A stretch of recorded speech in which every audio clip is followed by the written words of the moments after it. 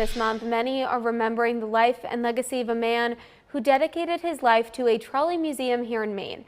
Connor Clement shares more after speaking with colleagues and friends of that man. Donald Curry held a few different roles during his tenure here at the Seashore Trolley Museum in Kennebunkport.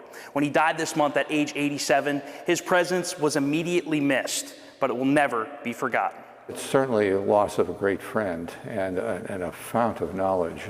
Most of these trolleys, like the one sitting out there, he's worked on over the years and just remembers about everything that ever was done. Donald Curry was known for his work in restoring old trolley cars and maintaining them too. And then keeping these cars, again, I say they're 120, 130 years old, keep them running. He was just a master at that. He dedicated 70 years of his life to the Seashore Trolley Museum, becoming known as one of the nation's foremost authorities on streetcar restoration. Almost all the wooden parts, like the windows are made out of wood down here, and up above the flooring and the doors are things that Donald fabricated. He figured out how to do it and fabricated, then all of the electrical wiring as well, and mechanical components like brakes. So it was a big input on his part. Curry fell in love with streetcars growing up as a boy in New York. After college, his journey led him to Kennebunkport, where he became the museum's first paid employee in 1954.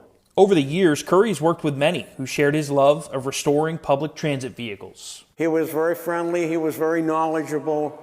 I mean, he started out as a little kid, and you know, he was good to work with. He knew what he was doing. He was good working with people. After retiring from his role in 2017, Curry remained a volunteer up until his passing.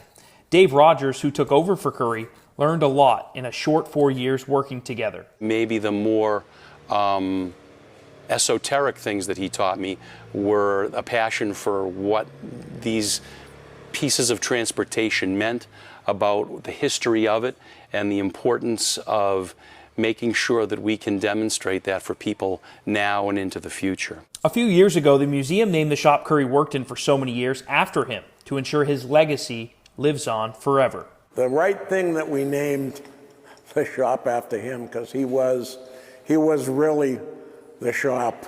If any person was the shop, it was Donald Curry. We'll miss him.